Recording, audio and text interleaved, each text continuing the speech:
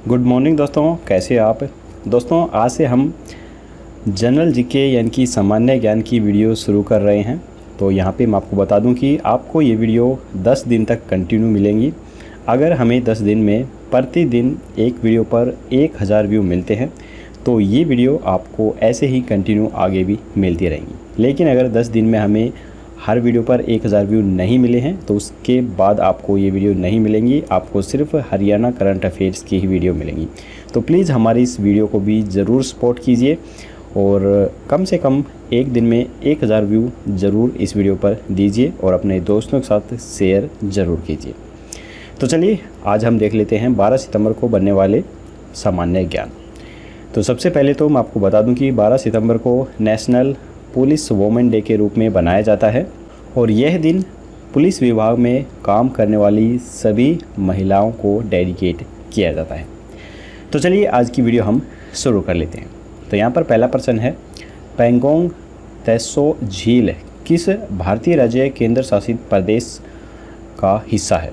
तो यहाँ पर 4 ऑप्शन है, लेह, कश्मीर, लद्दाख या फिर जम्मू कश्मीर। तो इसका राइट आंसर है ये हिस्सा है लद्दाख का। 3 नंबर हमारा राइट आंसर है। चीनी पीपुल्स लिबरेशन आर्मी के हेलीकॉप्टर पिछले हफ्ते पूर्वी लद्दाख में पैंगोंग त्सो झील के पास भारतीय सेना के साथ आमने सामने की लड़ाई के दौरान सीमा के करीब आ गए, लेकिन भारतीय वायुसेना के अनुसार दोनों ओर कोई भी हवाई उल्लंघन नहीं हुआ। इसके बाद है, राष्ट्रीय रोग नियंत्रण केंद्र के वर्तमान निदेशक कौन है। तो ये बनाए गए हैं सुरजीत कुमार सिंह। पहले वाला हमारा राइट आंसर है।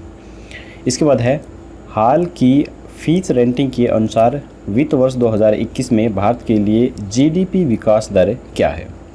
तो भारत की जीडीपी विकास दर है 10.5%।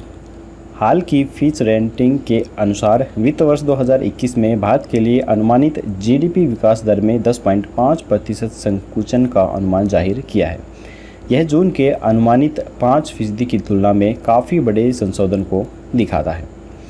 इसके बाद है, बाल मृत्यु दर पर यूनिसेफ की रिपोर्ट के अनुसार भारत में 1990 से 2019 के बीच 5 साल से कम आयु के बच्चों की मृत्यु में कितने प्रतिशत की वार्षिक कमी दर्ज की गई। तो ये दर्ज की गई 4.5% की वार्षिक कमी।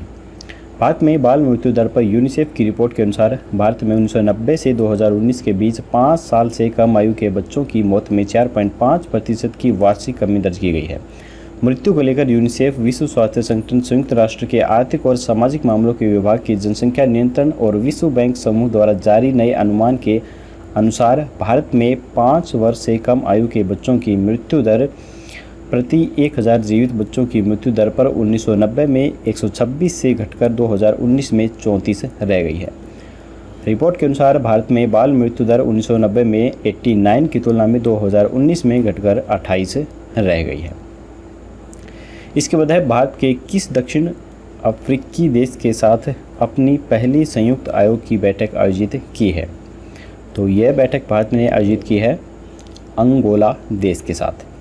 8 सितंबर 2020 को भारत और अंगोला ने अपनी पहली संयुक्त आयोग की बैठक आयोजित की है। इस दौरान देशों ने अपने व्यापार संबंधों का विस्तार करने का निर्णय लिया है।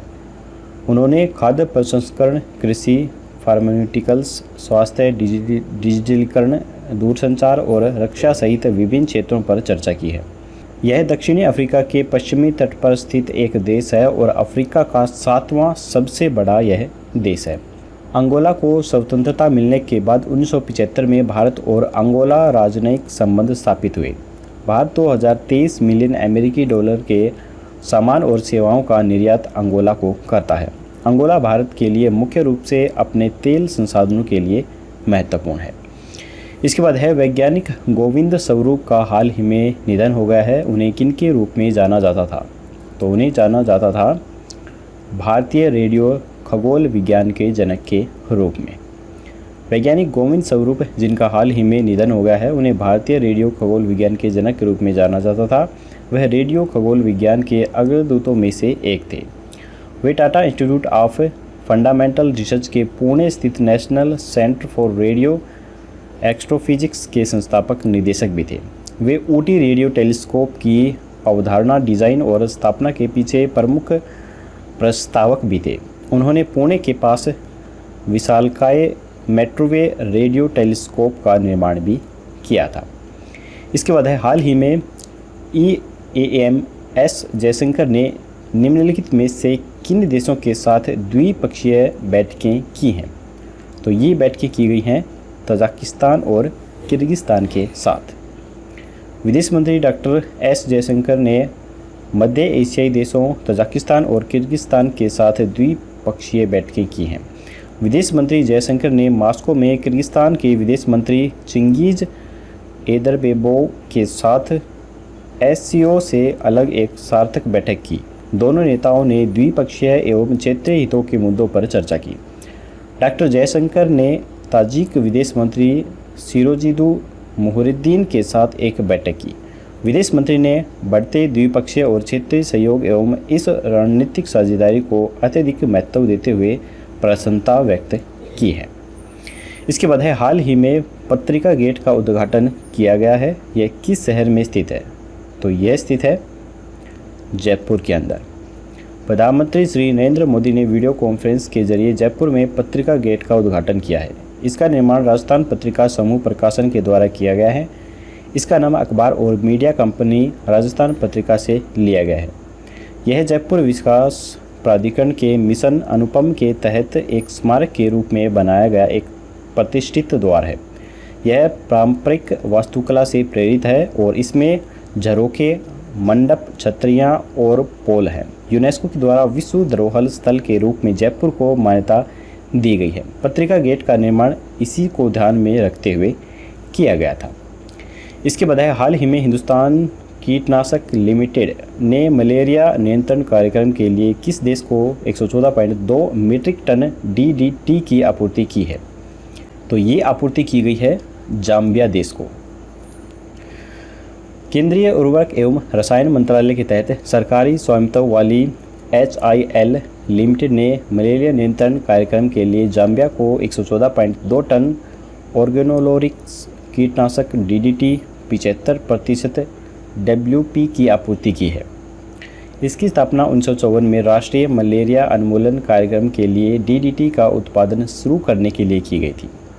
यह विश्व स्तर पर DDT का एकमात्र निर्माता है।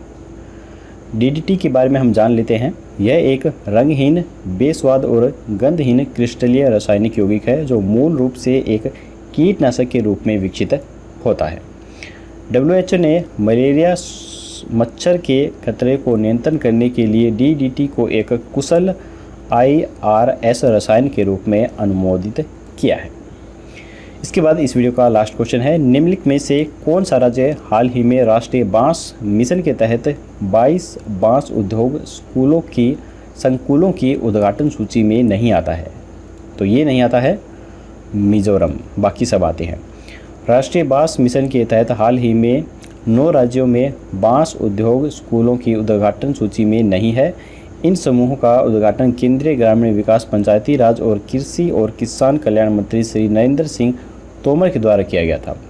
बांस के क्लस्टर की स्थापना इन 9 राज्यों में की गई है। ये 9 राज्य हैं मध्य प्रदेश, गुजरात, महाराष्ट्र, उड़ीसा, असम, नागालैंड, त्रिपुरा, उत्तराखंड और कर्नाटक।